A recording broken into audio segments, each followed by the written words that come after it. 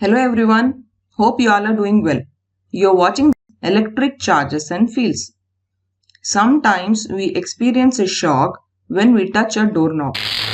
This happens with us because of static electricity. On a dry day, when you walk across a carpet in the room wearing socks, charge is transferred between the carpet and your socks and then between your socks and your body. Some of the charge stored in you may be unintentionally transferred from your fingertips to a doorknob with a sensation of shock. You and the doorknob then have a neutral charge.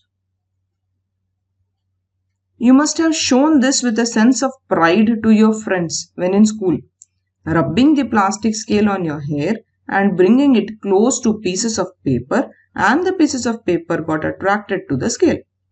A similar phenomenon occurs here as well. Initially, the plastic scale was electrically neutral, that is, it had equal number of positive and negative charges.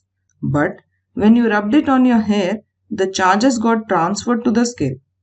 We say that the scale is charged by contact or is electrified. The property which differentiates the two kinds of charges is called the polarity of charge. This is called electrification. Now, once electrified, the scale induces a dipole, or say it causes separation of charge in the pieces of paper, and the part of paper pieces with positive charge gets attracted to the electrified scale. A metallic scale would not do this because a metal is a good conductor of electricity and it allows charges to flow through it to the ground. Plastic scale is not a good conductor of electricity. So, the gained charges remain in the scale itself. This is called static electricity. Few other facts are that if two glass rods rubbed with wool or silk cloth are brought close to each other, they repel each other. Similarly, two plastic rods rubbed with cat's fur repel each other but attract the fur. On the other hand, the plastic rod attracts the glass rod and repels the silk or wool with which the glass rod is rubbed. The glass rod repels the fur. These are all the examples of charging by friction. It is the transfer of electrons from one uncharged object to another by rubbing the two objects together. Another classic trick is getting balloons to stick to objects through static electricity. Objects with the same or like charge repel each other and those with unlike charges attract each other. Therefore, negative charges on the balloon attract the positive charges on the wall. The moral of these stories is that the electric force between two like charges is repulsive, whereas the force between unlike charges is attractive. In short, like charges repel each other and unlike charges attract each other. The existence of electric forces has been familiar to humans for at least 3000 years from now. The ancient Greeks used pieces of amber to make jewelry. Amber is hard, fossilized form of the sap from pine trees.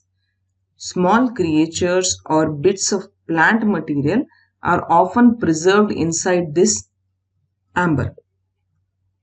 The Greeks found that after amber is rubbed with a piece of animal fur, it can attract small pieces of dust.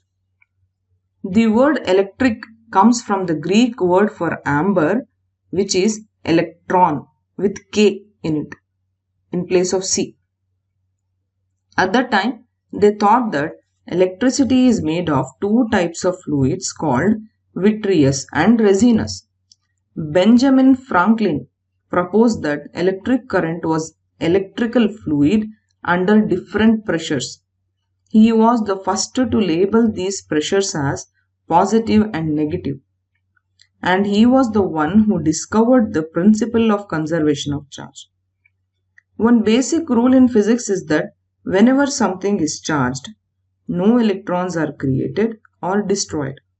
Electrons are simply transferred from one material to another. That is, charge is conserved. Charge is like a ball in the game of passing the ball. It can be passed from one object to another, but it is not lost.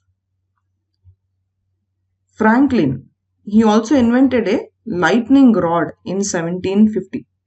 On the roof of his home, he installed rods of iron with sharp tips with wire connected to a ball, and a second ball was connected to a grounded wire. Every time there was an electrical storm, the balls would ring and sparks would illuminate his house. His hypothesis was that the rods would draw electrical fire silently from the clouds before it struck as lightning.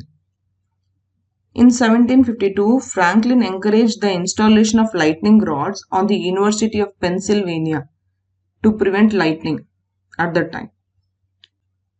When we bring a charged body in contact with the earth, all the excess charge on the body disappears by causing a momentary current to pass to the ground through the connecting conductor. This could be our body also. This process of sharing the charges with the earth is called grounding or earthing.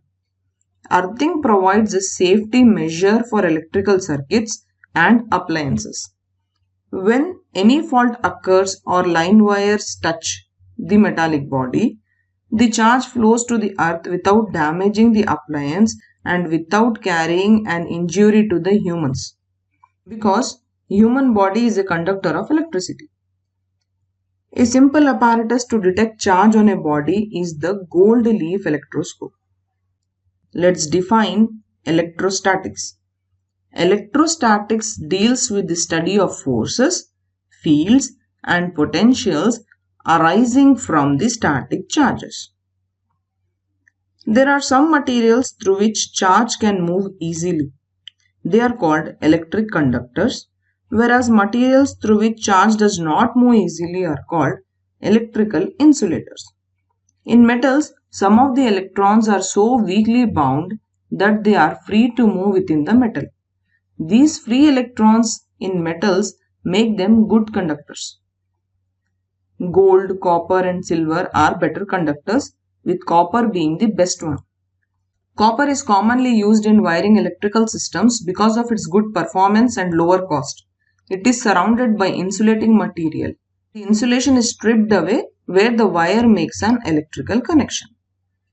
In short, electrical resistivity is low in conductors and high in insulators. Glass, plastics, rubber, wood, paper, and many other familiar materials are insulators. Insulators do not have free electrons. Here each electron is bound to a particular nucleus. The salts present in seawater and mineral ions present in tap water make it an electrical conductor. The human body contains many ions and therefore is a conductor, whereas air is a good insulator because most of the molecules in air are electrically neutral. Some materials such as germanium and silicon are neither good conductors nor good insulators. They sometimes behave as insulator and sometimes as a conductor and are called as semiconductors. Semiconductors are useful in manufacturing of various kinds of electronic devices, including diodes, transistors, and integrated circuits. Another surprising fact is that in certain materials at sufficiently low temperatures, electrical resistance disappears. The materials acquire zero resistance, that is, infinite conductivity to flow of charge. Such a material is called superconductor. Okay then, meet you next time with an interesting new concept. Till then, take care and keep learning. Bye.